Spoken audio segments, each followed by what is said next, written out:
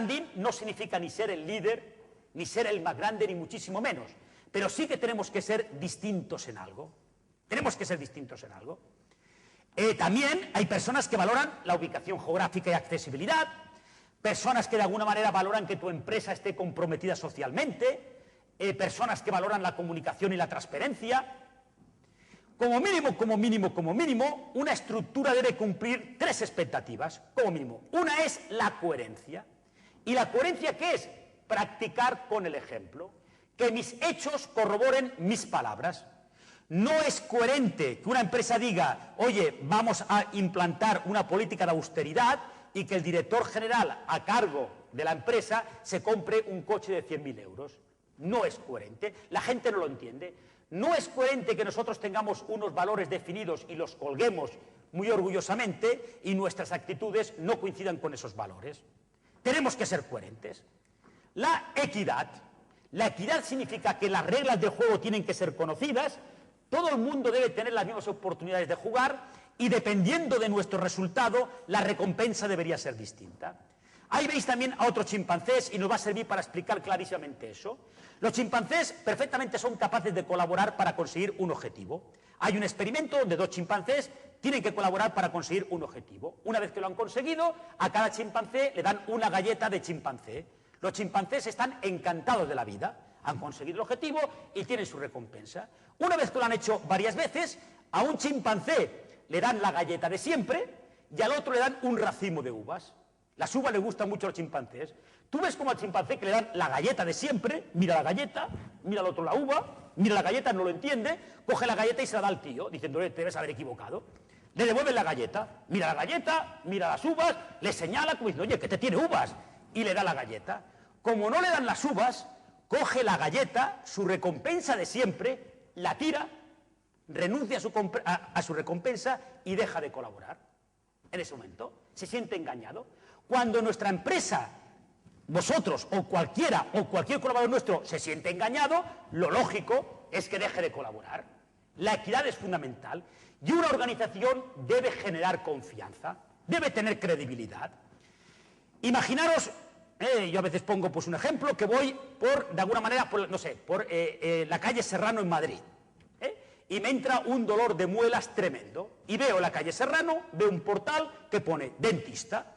Yo pienso, hombre, un dentista que esté en la calle Serrano debe ser bueno, me da confianza. Yo subo, voy a la consulta, me hacen pasar a una sala y veo que la sala está llena de diplomas de cursos que ha hecho. Pienso, hombre, si todos esos cursos que ha hecho, el dentista debe ser bueno. Incremento mi confianza.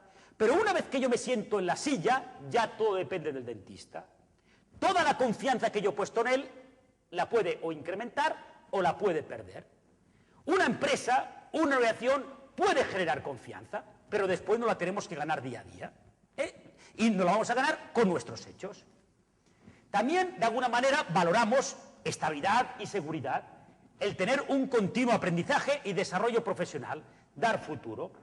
Ahí aparece un psiquiatra judío, Víctor Frank, que estuvo en campos de concentración nazi, y en un libro maravilloso, que es El hombre en busca de sentido, lo que hace es relatar la vida de un campo de concentración, no desde el punto de vista de un prisionero, sino desde el punto de vista de un psiquiatra. Y una de las conclusiones que llega es la siguiente: en el mes en que más gente moría en los campos de concentración era enero, con mucha diferencia. Cuando analiza por qué, la primera respuesta fácil sería decir por el frío. Dice, no, en diciembre hacía un frío más o menos parecido y en febrero hace un frío más o menos parecido. ¿Cuál es su conclusión? Su conclusión es la siguiente: durante todo el año habían prisioneros que tenían un pensamiento, y el pensamiento era decir, oye, esto se tiene que acabar, esto no puede durar, esto de este año no pasa. Tenían esperanza, tenían futuro. Cuando pasaba el final de año y no había cambiado nada, algunos prisioneros cambiaban el chip y decían, un año más no aguanto.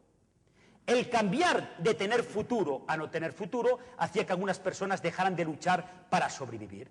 Nuestra empresa, nuestra organización, tiene que dar futuro a nuestra gente. Daros cuenta que el mobbing, cuando hablamos del mobbing, el mobbing es robar el futuro a alguien. Decir, oye, contigo aquí ya no contamos para nada. También, de alguna manera, a veces nos vinculamos a un proyecto. también los sistemas de reconocimiento y recompensa y, por supuesto, el liderazgo. Los romanos ya tenían como 3 palabras para definir poder. Una palabra no nos interesa, que era imperium. En la época romana, imperio tenían las personas que podían cobrar impuestos. Pero habían 2 palabras maravillosas que todavía las seguimos utilizando para hablar de poder: autoritas y potestas. La potestas es el poder que tienes en función del cargo, el poder formal, lo que pone en mi tarjeta. En mi tarjeta pone director comercial, yo tengo potestas sobre los comerciales, porque lo pone en mi tarjeta. La potestas siempre es temporal. Cuando yo dejo de ser director comercial, pierdo el poder. La autoritas es el poder que tenemos independientemente del cargo que estamos ocupando. En una organización nos podemos encontrar con esto. Cuando hay autoritas y hay potestas, esto es un líder. Cuando hay potestas y no tiene autoritas, entre comillas, es un dictador. Oye, le hacemos caso porque es el jefe, aunque sea un cretino, pero es el jefe. Cuando hay autoritas y no hay potestas, es el indicio de que en esa organización puede haber un conflicto, puede haber un cambio. A quien la gente quiere no está ocupando el poder, y eso puede ser un conflicto. Y el peor de los escenarios, cuando no hay nada, es anarquía y caos. Esto se ve perfectamente en la película Gladiator. Si os acordáis, en la película Gladiator, cuando empieza la película se ve a Gladiator paseando a caballo entre sus soldados. Cuando empieza la película, Gladiator tiene potestas y tiene autoritas. Tiene potestas porque es el general de los ejércitos romanos, tiene poder. Pero tiene autoritas porque sus soldados lo seguirían al infierno, no por ser general, sino por ser él. Es un líder. Avanza la película y Gladiator cae esclavo, pierde la potestas, pero como la autoritas va con él, donde está de esclavo con los gladiadores, lo nombran su líder. Nadie le dice a los gladiadores: este va a ser vuestro jefe. Él no opta a ser su jefe, sino que su autoritas se acaba imponiendo. Y además es el indicio, en la película por supuesto, de que la empresa Roma S.A. puede haber un cambio. En la película se ve como Cómodo, el emperador, tiene potestas pero no tiene autoritas. Tiene potestas porque es el emperador, pero no tiene autoritas porque la gente no lo quiere. Y en las elecciones también nos encontramos estas circunstancias. Entonces, ya pensar que cuando hablamos de liderazgo, una podría ser que para empujar a los demás, ponte delante. También que un líder debe ser invisible cuando todo va bien y hacerse visible cuando aparecen los problemas. Bueno, ya hemos hablado de desarrollar, y a mí no me gusta hablar de retener, porque retener empleados es imposible, y por eso hoy en día tenemos que intentar decir seducir, enamorar, comprometer a aquellos profesionales valiosos. Intentar convertir empleados cautivos en empleados cautivados. Porque la reflexión, no siempre, es que normalmente los que se nos van son los buenos. Y los malos siempre se nos quedan porque no los quiere nadie. Entonces, cuando hablamos de seducir, es a los buenos, no a todos, a los motivators. No los amargators, los sabotators, que eso no los tendremos para siempre. Ya Tom Peters dijo que los empleados no se van de las empresas, sino de sus jefes. El principal motivo para irte de una empresa es que no aguantas a tu jefe, y tu jefe es tu jefe inmediato. Entonces, toda esta evolución de la humanidad y de la sociedad nos ha ido creando continuamente oportunidades. En el futuro habrá 2 clases de empresas, las rápidas y las muertas, y uno tiene que escoger. Aquí tenemos una mala noticia, y es que el tiempo vuela. Y la buena es que tú eres el piloto. El tiempo vuela para todo el mundo, pero todo el mundo vuela de diferente forma. También nos encontramos con presiones financieras. También nos encontramos con una interdependencia total. Lo que ocurre en cualquier sitio del mundo nos afecta. Y nos encontramos con riesgos impredecibles. Y aquí aparece un cisne negro. No sé si alguno ha oído hablar algo de la teoría de los cisnes negros, y ahora vais un poco a entender por qué. Hasta 1800 y pico, los cisnes, por definición, eran blancos. Por definición. Hasta que una expedición inglesa fue a Tasmania, vio unos bichos que parecían cisnes, que eran negros, los trajeron a Europa, vieron que eran cisnes, y a partir de ese momento dijimos: los cisnes pueden ser blancos o pueden ser negros. Se rompió un paradigma. ¿Qué son los cisnes negros en el mundo de la empresa, en el mundo de la economía? Tienen que tener 3 características. Primero, son hechos impredecibles. nadie ha sido capaz de predecirlos. Cuando ocurren, tienen un alto impacto y además demoledor. Y una vez que han ocurrido, que nadie ha sido capaz de predecir, intentamos encontrar causas que lo hubieran hecho predecible. Daros cuenta que un ejemplo de cisne negro, para que lo entendamos, fue el atentado del 11 de septiembre en Nueva York. A los Estados Unidos no se les había pasado por la cabeza que se pudiera entrar en su espacio aéreo, el espacio aéreo más vigilado del mundo, y que se pudiera atacar simultáneamente las Torres Gemelas, el Pentágono, etc. Un cisne negro, totalmente. Y en el mundo de la economía, en el mundo de la empresa, nos encontramos con cosas que ocurren que nadie ha sido capaz de predecir. Ahí veis un pavo de Navidad, y os voy a pedir un pequeño esfuerzo, y poneros todos en el sitio de un pavo de Navidad. Sois un pavo de Navidad, yo os compro, yo os llevo a mi casa, y a partir de ese momento solo hago que daros de comer. Sois los pavos más felices del mundo, estáis encantados de haberme conocido. Viene el día de Navidad y sin previo aviso os corto el cuello. Para vosotros como pavos, esto es un cisne negro. No había nada en mi actitud que os hiciera predecir que os había comprado para cortar el cuello. Pero para mí, que os he comprado, cuando os corto el cuello, no es un cisne negro. Muchas veces los cisnes negros, cuando nos sorprendemos, son para mucha gente, pero no para el que los provoca. Entonces, una organización tiene que seguir dos pautas para el éxito, muy sencillas. Una es la selección natural. Nos tenemos que ir adaptando continuamente a los cambios que hay en el mercado. Y la otra es la selección sexual. Tenemos que tener una organización seductora, tenemos que estar permanentemente seduciendo, tenemos que seducir a los bancos para que nos presten dinero, tenemos que seducir a los clientes para que nos quieran comprar a nosotros, tenemos que seducir a los mejores profesionales para que quieran venir a trabajar con nosotros, tenemos que seducir a los inversionistas para que quieran invertir en nuestra empresa, tenemos que estar permanentemente seduciendo. Porque no podemos cambiar la dirección del viento, pero sí que podemos ajustar la posición de las velas. Lo que está ocurriendo fuera, yo no lo puedo evitar, pero yo sí que puedo ajustar la posición de las velas. Daros cuenta que cuando el mar está tan plano, cualquiera puede llevar este barco, incluso puede ir solo. Cuando el mar está turbulento como está ahora, es cuando necesitamos dos cosas. Necesitamos liderazgo y cohesión del equipo. Ahora las empresas es cuando necesitan liderazgo y cohesión. También otra reflexión es que la actitud mental positiva es ver oportunidades donde otros solo ven dificultades. Donde otros de alguna manera se lamentan, hay gente que suele encontrar de alguna manera su hueco.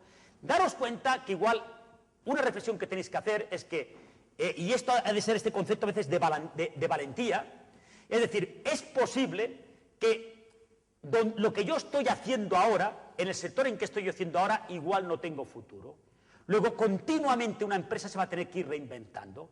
Y más vale que nos reinventemos nosotros que nos reinvente el mercado. Es decir, más vale que lo hagamos nosotros que lo haga el mercado. Pero os aseguro que o lo hace el mercado o lo tendremos que hacer nosotros. Ver después no vale, lo que vale es ver antes y estar preparados. También es muy típico nuestro, es decir, no, si esto ya lo decía, yo ya sabía que iba a pasar. No, esto no me sirve de nada.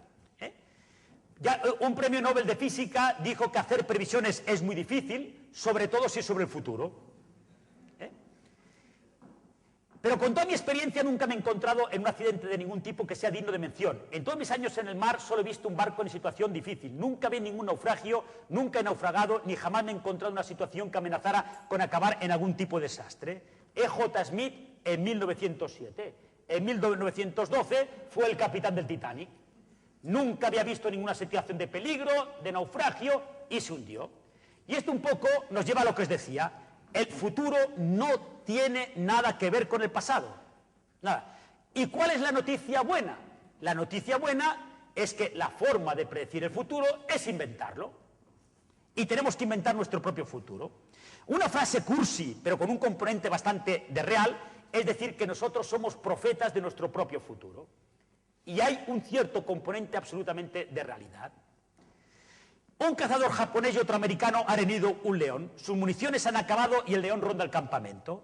El japonés entra rápidamente a la tienda y cambia sus pesadas botas de caza por unas ligeras zapatillas deportivas. El americano le increpa: nunca podrás correr más que un león. El japonés responde: no importa lo rápido que corra el león, lo importante es que yo corra más que tú. El león corre más que los dos, pero como yo corra más que tú, el león se te va a comer. Otra reflexión, también de sentido común, es que la velocidad de una empresa no la marcan ni los más inteligentes ni los más rápidos, sino los más lentos y los menos preparados. De nada nos sirve tener un tanto por ciento de personas muy bien preparadas si el resto no lo está. Lo que tenemos que hacer es subir el nivel de toda la organización. Daros cuenta que al final, un tema que nos preocupa muchísimo, la innovación.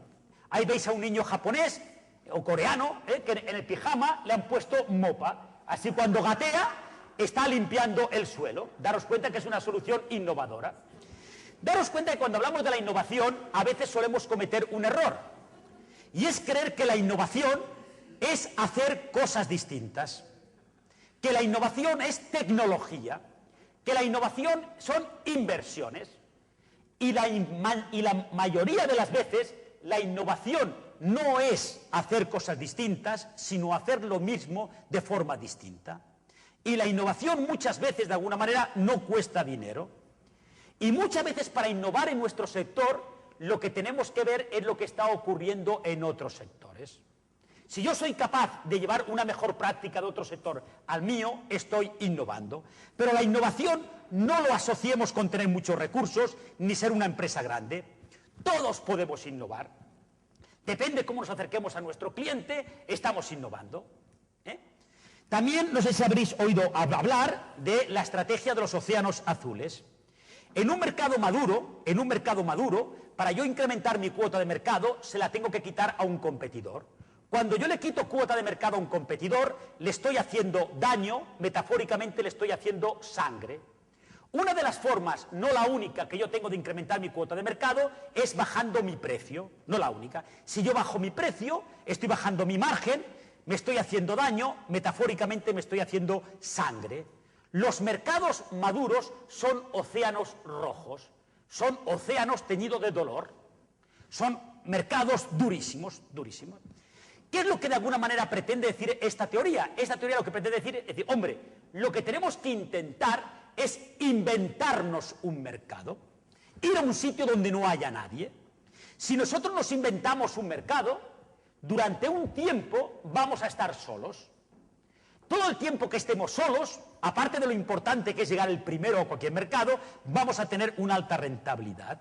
Los mercados que nosotros nos inventamos es lo que se denomina los océanos azules. Son los mercados que nosotros nos inventamos. Os voy a poner algunos ejemplos de océanos azules. Uno, por ejemplo, podría ser el Circle du Soleil. Se ha inventado un producto. El único que tiene de circo es el nombre.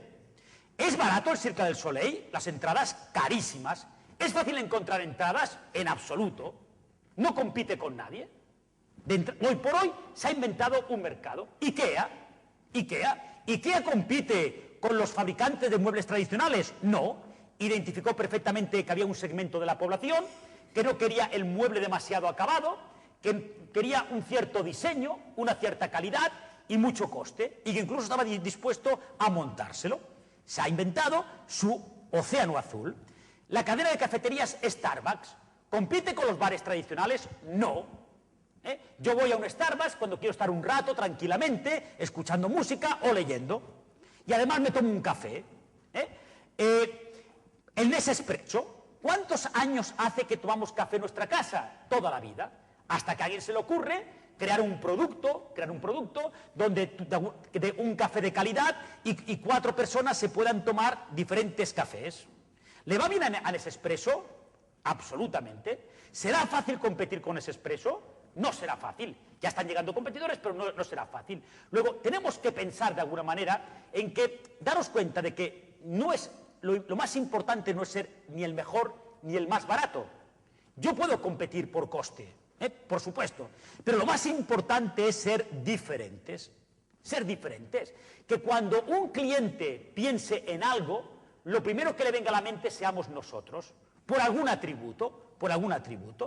Las empresas que no tienen ningún atributo, que no las identificamos por nada, nos cuesta mucho más competir. Y cuando no nos identifican por nada, solo podemos competir por coste. Cuando no nos identifican por nada, solo podemos competir por coste. Y competir por coste, de alguna manera, no es la mejor estrategia. Por supuesto que es una estrategia, pero no la mejor. Pensemos de alguna manera en qué es lo que podemos hacer. Porque hay tres tipos de empresas: las que provocan los cambios, las que se anticipan a los cambios y las que se adaptan a los cambios. Las empresas líderes son las que provocan los cambios en el mercado. Pero si no los podemos provocar, como mínimo intentemos anticiparnos, intentemos estar con la antena puesta, intentemos permanentemente ver lo que está ocurriendo. Esto, de otra forma, lo podríamos decir que hay tres clases de compañías: las que hacen que las cosas ocurran, aquellas que esperan que las cosas ocurran y las que se sorprenden por lo que ha ocurrido. Como nos sorprendamos muchas veces, dejaremos de sorprendernos. Entonces ya, pues finalizando, una frase de Marco Aurelio que también dijo San Francisco de Asís: Señor, enséñame a aceptar aquello que no puede ser cambiado, a cambiar aquello que puede ser cambiado y sobre todo enséñame a conocer la diferencia entre lo que puedo cambiar y no puedo cambiar.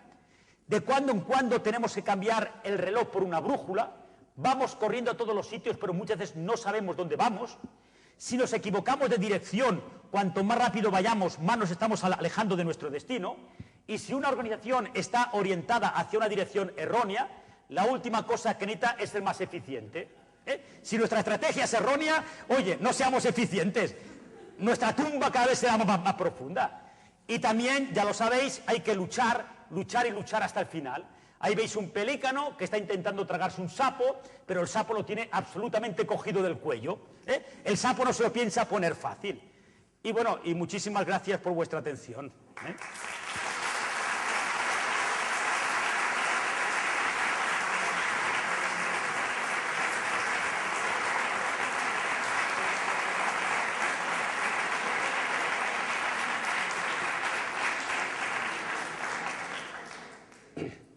Pues ahora estoy absolutamente a vuestra disposición para cualquier pregunta, reflexión.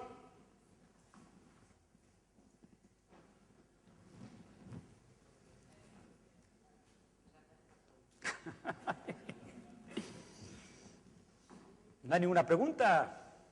¿Aceptaría usted que su intervención pueda ser definida con dos palabras? Sí. Sí. Ya, gracias. Sí, sí. Muchas gracias. Daros cuenta que yo estoy convencido que todo lo que he dicho, o el 99% de lo que he dicho, lo habéis oído, lo conocéis, etc. Pero no es suficiente. Lo tenemos que interiorizar. Lo tenemos que interiorizar, ¿no? Y sobre todo, de alguna manera, realmente es decir, oye, no ganan es decir, hoy en día, por supuesto, es decir, en la vida, de alguna manera, la vida y la vida empresarial es lo mismo, es como una partida de póker. Es decir, si nosotros ahora aquí repartimos cartas, las cartas son las que tenemos. Las cartas son las que tenemos. Pero en el póker no gana. No es suficiente con tener las mejores cartas. El tener las mejores cartas no nos garantiza ganar la partida. Muchas veces gana el que la sabe jugar mejor, aunque tenga peores cartas. Una empresa tiene que partir de alguna manera de su realidad. Y no nos podemos engañar. Tenemos que partir de nuestra realidad, ¿no? Pero partiendo de nuestra realidad, de alguna manera, tenemos que jugar nuestras cartas. Daros cuenta de que la situación actual es que, es mi opinión, es que ahora vamos a tener que cambiar de juego muy rápidamente. Es decir, a la que sepamos jugar algo, alguien va a sacar un nuevo juego.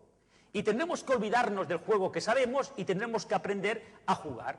Hoy día, de alguna manera, las organizaciones necesitan ser muy rápidas, muy ágiles, muy ágiles. Es decir, ¿por qué? Porque todo va a ir a una gran velocidad. Y lo que decíamos, y por eso es tan interesante el tema de prospectiva estratégica, porque ahí aparecen muchísimas oportunidades. Entonces, muchas veces la misma amenaza es una oportunidad. Nosotros decimos, oye, es que no podemos competir con los chinos en ciertas cosas. Por supuesto, pero no nos peguemos contra una pared.